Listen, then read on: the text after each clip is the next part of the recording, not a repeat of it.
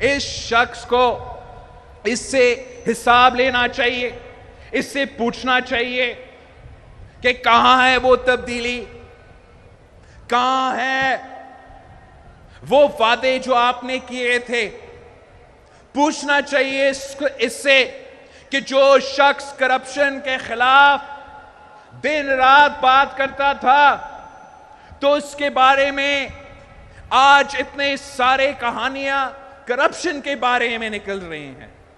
اب ثابت ہو رہا ہے کہ خان صاحب کا جو کرپشن کے خلاف نعرہ تھا، بیانیہ تھا، وہ 100% جھوٹ تھا.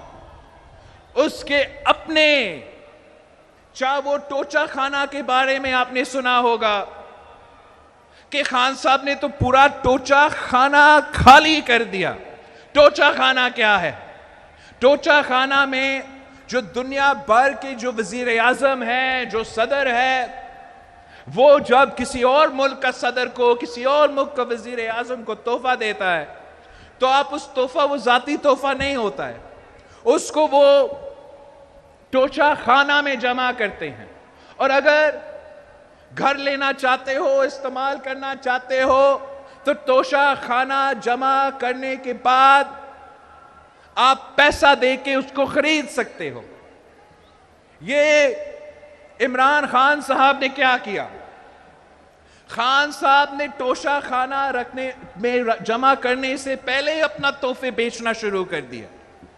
کسی ممالک کا سربراہ نے خان صاحب کو ایک گھڑی تحفہ میں دیا اور خان صاحب نے اس گھڑی کو بھی بیچ دیا.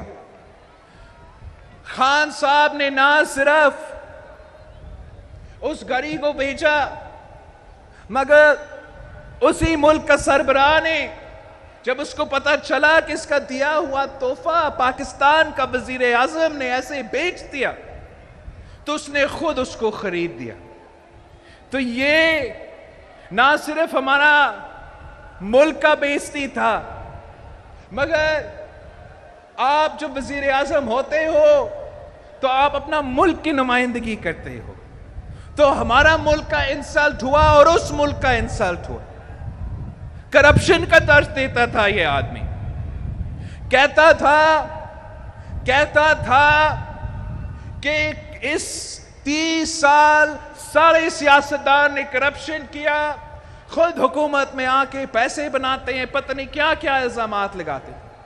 پتا چلا ہے کہ خان صاحب جب وزیر اعظم تھے تو اپنا خاتون اول کے ساتھ اس نے کرپشن کے لیے ایک کمپنی بنایا جہاں خان صاحب کا کک بیکس جاتا تھا، اور اس کمپنی میں خان صاحب، خاتون اول اور دوسرے لوگ ساتھ اس کمپنی میں ہیں.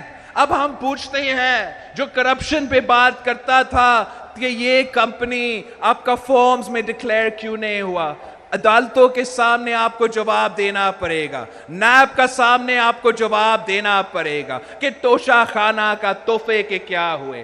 آپ کو جواب دینا پڑے گا کہ خان اور خان صاحب کے خاتون اول نے جتنے کرپشن کیا، ان سارے چیزیں کے اب خان صاحب کو جواب دینا پڑے گا. اور اس کو یہ نظر آ رہا ہے، جب نظر آ رہا ہے کہ جواب دینا پڑے گا، جواب دینے کو کچھ چیز نہیں ہے، تو پھر وہ سازش پکا رہا ہے، وہ عوام کو ورگلانے کی کوشش کر رہے ہیں. مگر خان صاحب کو پتا ہونا چاہیے کہ یہ 2018 نہیں ہے، یہ عوام عمران کا چہرہ کو پہچان چکے ہیں، یہ تبدیلی کا نعرہ کو پہچان چکے ہیں. یہ جانتے ہیں کہ تبدیلی کے نعرہ اصل میں تبدیلی نہیں، تباہی تھا.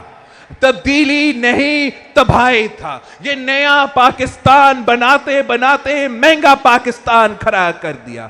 کہتا تھا کہ میں بھیک نہیں مانگوں گا، کسی کے سامنے نہیں جھکوں گا، IMF سے جانے سے پہلے خودکشی کرے گا. یہ ساری چیزیں اس نے خود کیا. جگہ جگہ جا کے بھیک مانگا، IMF کے سامنے جھک دیا. پاکستان کا جو IMF کے ساتھ معاہدہ ہے وہ خود خان صاحب نے اس پہ درخواست کیا تھا. اب رہتا کیا ہے اس کو سیاست کرنے کے لیے؟ رہتا یہ ہے کہ یہ جھوٹ پہ سیاست کرے گا، رہتا یہ ہے کہ یہ گالی کے پہ سیاست کرے گا، لیکن ہم عوام پہ بھروسہ کرتے ہیں، ہم آپ کے بہت بھروسہ کرتے ہیں، پاکستان پیپلز پارٹی کے جیالوں اور جمہوری کارکن پہ میں بھروسہ کرتا ہوں کہ آپ ان جھوٹ کے جواب دے سکیں گے۔